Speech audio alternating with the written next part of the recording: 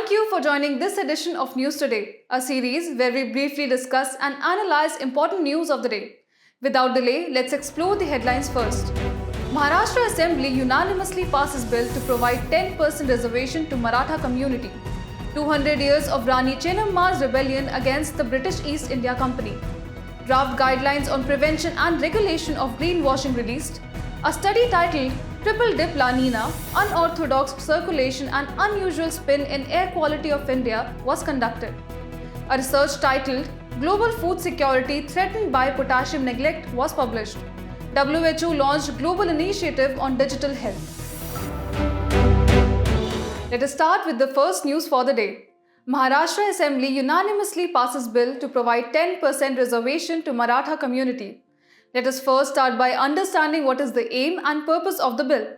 This bill seeks to provide reservation to Maratha community in educational institutions and government jobs based on a comprehensive survey report submitted by the Maharashtra State Backward Class Commission. However, it is important to note the context surrounding this bill. Previously in 2021, the Supreme Court had struck down a similar act that sought to provide reservation to Maratha community in educational institutions and state public services with the following listed observations. No extraordinary circumstances were made out in granting separate reservation to the Maratha community by exceeding the 50% ceiling limit of the reservation. 9-judge bench of the Supreme Court in Indira Sahni case 1992 set a ceiling of 50% on reservations under the Article 16, Clause 4. Further talking about the Article 16, Clause 4, it enables the state to make provisions in favor of backward classes of citizens in public employment. Exceeding the ceiling limit without there being any exceptional circumstances clearly violates the Article 14 and 16. The aim of changing the 50% limit is to have a society which is not founded on equality but on caste rule. The court also held that criteria for reservation under Article 16, Clause 4 should not be proportionate representation but an adequate representation. Lastly, let us also have a look at the concerns related to the bill. These include boosting the Sons of the Soil movement, further promoting regionalism, and rise of similar demands from other communities, further affecting social cohesion. In another news, celebrating 200 years of Rani Chennamma's rebellion against the British East India Company (EIC). Commemorating the event, several social groups such as the National Federation of Indian Women are organizing a national campaign, Nanu Rani Chennamma, translated as I am Rani Chennamma too, in Kittur. Let's learn a few facts about Rani Chennamma. Born in Kakati village in Belagavi district of Karnataka, she became Queen of Kittur, now in Karnataka, when she married Raja Malla Sarja of the Desai family. She adopted a child, Shivalingappa, after the death of her son and made him heir to the throne. The British East India Company did not accept this under the doctrine of lapse. Regardless, throughout her journey, she depicted values of courage, perseverance, leadership, selflessness, and more. This does make us curious about the doctrine of lapse. Let's take a look. It was one of the 3 major annexation policies of British EIC. The other 2 were ring fence policy and subsidiary alliance. Under the doctrine of lapse, any princely state or territory under the paramountcy of British EIC would automatically be annexed if the ruler was either manifestly incompetent or died without a male heir. This was made official by Lord Dalhousie in 1848. To understand this further, we will now discuss the Kittur Revolt, 1824-29. Regarded as the first Indian armed rebellion against British TIC, Rani Chennamma defied the British order to exile the adopted child and sent a letter against the order to Lord Elphinstone, the then Lieutenant Governor of Bombay, which was turned down. It was the first instance of imposition of doctrine of lapse, even before officially articulated by Lord Dalhousie. Though the British lost the first battle in 1824, Rani Chennamma was later captured and imprisoned at Belhongala Fort till her death in 1829. Moving on to the next news. Draft guidelines on prevention and regulation of greenwashing released. The Central Consumer Protection Authority has sought public comments on the proposed guidelines which shall be issued under the Consumer Protection Act 2019. Before we begin, let us first understand the meaning of greenwashing. It means any deceptive or misleading practice which includes concealing, omitting, or hiding relevant information by exaggerating and making vague, false, or unsubstantiated environmental claims. It also includes the use of misleading words, symbols, or imagery, further placing emphasis on the positive environmental aspects while downplaying or concealing its harmful attributes. Coming back, now let us have a look at the key highlights of the draft guidelines. It will be applicable on all advertisements regardless of form, format, or medium. It will also be applicable on service provider, advertiser, and endorser of the advertisement. This will further exclude advertisement and communication which are not specific to any product or service. The guidelines further direct that no person to whom guidelines apply shall engage in the process of greenwashing.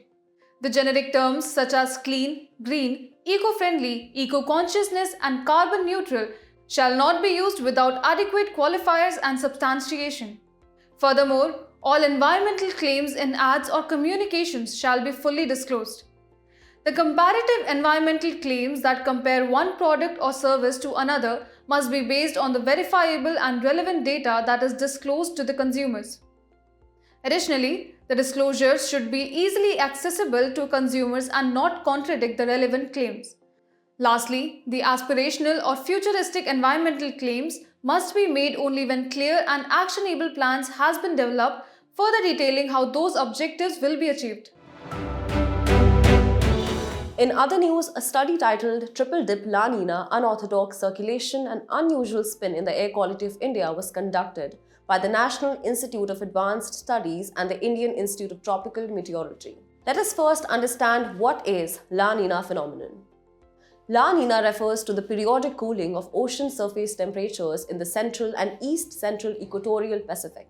It typically occurs every 3 to 5 years or so and has a positive impact on the Indian monsoon. Let's look at the key highlights of the study. Indian regions encountered a mysterious trend reversal in pollution PM 2.5 during the winter of 2022-23. The unusually worst air quality over southwestern India, whereas cleaner air over the highly polluted North India was observed. Here are some factors responsible for it. Winter in 2022 coincided with the last phase of an unusual triple dip or 3 consecutive years of La Nina events.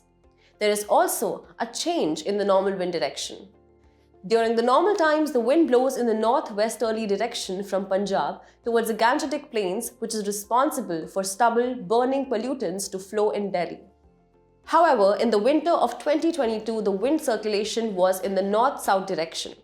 Air pollutants being carried from Punjab and Haryana bypassed Delhi and surrounding areas and flew over the western and southern regions.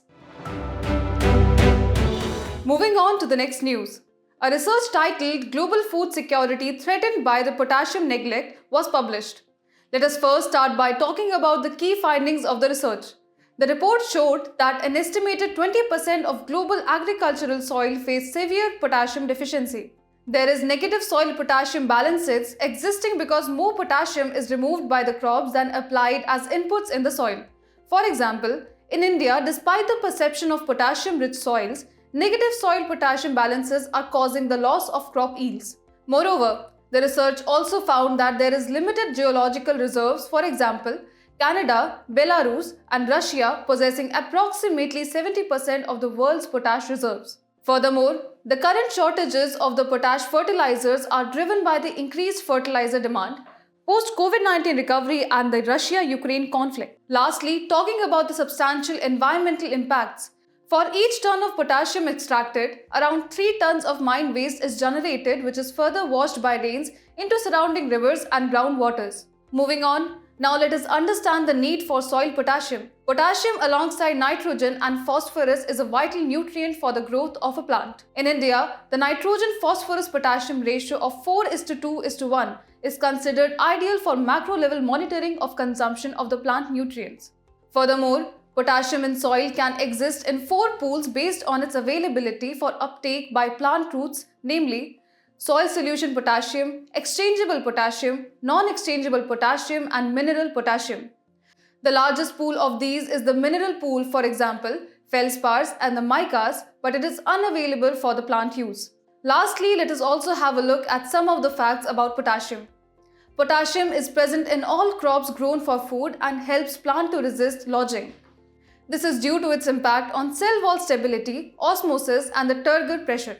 Additionally, potassium also helps balance crop growth with nitrogen, further ensuring healthier crops. It is crucial for high-yielding crops. It acts as an antifreeze agent and results in improved frost tolerance, and instrumental in enabling plants to be drought resistant. In other news, the World Health Organization launched the Global Initiative on Digital Health. The initiative was earlier announced at the G20 Health Ministers meeting in India. The Global Initiative on Digital Health will be a World Health Organization's managed network of stakeholders to address challenges such as duplication of efforts and product-focused digital health transformation. Its secretariat will be hosted at the World Health Organization's headquarters in Geneva. Here are its objectives. To align efforts to support the Global Strategy on Digital Health 2020-25. To support quality technical assistance to develop and strengthen standards. And to facilitate the use of digital transformation tools. The foundational pillars are Country Needs Tracker to facilitate digital health investments. Country Resource Portal to identify traditional as well as innovative resource opportunities. These two will ensure resource optimization and alignment with country priorities. Then we have Transformation Toolbox for quality assured tools to strengthen countries' capacity to manage the national digital health transformation. Lastly, Convening and Knowledge Exchange to promote strengthened collaboration and knowledge exchange. Both will help ensure quality assured digital solutions and strengthened local capacity. Moving on, take a look at some digital health initiatives in India. The Ayushman Bharat Digital Mission. Launched in 2021, it aims to establish a national digital health ecosystem by creating an online platform enabling interoperability of health data within the health ecosystem. It works through components like Ayushman Bharat Health Account Number, Health Facility Registry, Healthcare Professional Registry, and more. In today's Place in News, we will discuss Zambia with its capital, Lusaka. India has sent medical assistance to cholera-hit Zambia. Let's see its political features. It is a landlocked country in South Central Africa. It is bordered by Tanzania in north, Malawi in east, Mozambique in southeast, Zimbabwe in south, Botswana and Namibia in southwest, Angola in west, and Democratic Republic of Congo in northwest. In terms of geographical features, its topography is mostly high plateau with some hills and mountains. Vegetation is mostly savanna with areas of tropical grassland and woodland. Some major rivers are Zambezi, Kafue, and Luangwa, and a few lakes like Lake Tanganyika. Its highest point is Mafinga Hills. As we conclude today's main news, let's take a look at some quick updates. Indian Renewable Energy Development Agency Limited, or IREDA, has indicated plans for establishing a subsidiary to cater to retail projects, for example, the rooftop solar, PM Kusum, electric vehicles, and other business-to-consumer or B2C segments. IRDEA is a mini Ratna of Category 1, a public limited government company established as a non-banking financial institution in 1987. India slipped to 85th position in the recently released Henley Passport Index for 2024. Henley Passport Index or HPI was released by Henley and Partners. The ranks according to number of destination holders of a passport can access without a prior visa. It is based on the data from International Air Transport Association. India has contributed $1 million to the IBSA fund. IBSA Facility for Poverty and Hunger Alleviation or IBSA Fund was jointly established by India, Brazil and South Africa in 2004 and further became operational in 2006. The IBSA Forum comprises of India, Brazil and South Africa. State Government of Goa and Power Finance Corporation signed an MOU to support states' climate ambitions through the Sub-National Blended Finance Facility. It will be further utilized to fund the key climate projects such as green hydrogen, waste-to-wealth technology and nature-based solutions. Researchers have found that the green anacondas are actually two genetically distinct species. The green anacondas are member of the boa family, which are the non-venomous snakes. It is the heaviest snake in the world, further weighing up to more than 550 pounds. Kerala has allocated 13 crore rupees to address the issue of man-animal conflict in the Wayanad district. Further talking about the man-animal conflict in India. Earlier, the Ministry of Environment had released 14 specific guidelines for further mitigating the conflict. An international team of scientists studied a transient X-ray binary system named MAXI J1820+070 using AstroSat's full multi-wavelength capabilities. The X-ray binary stars are a special class of binary stars which emit X-rays. The binary star systems consist of two stars that orbit around their common center of mass. It is made up of a normal star and a collapsed star. The Chief Minister of Maharashtra has paid tribute to Chhatrapati Shivaji Maharaj on his birth anniversary at Shivneri Fort. In 1595, King Bahadur Nizam II conferred the Shivneri Fort to Maloji Bhosle. The fort is also the birthplace of Chhatrapati Shivaji Maharaj. Before we go, it's time to put your knowledge to test in today's segment of Test Your Learning.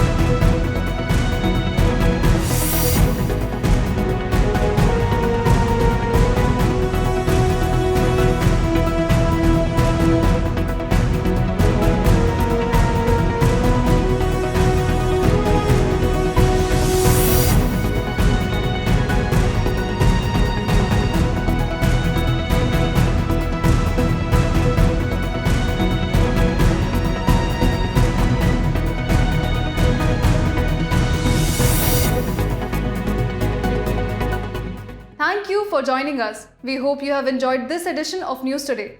To get the answers to today's quiz and to download the PDF of News Today, make sure to check out the links in the description below.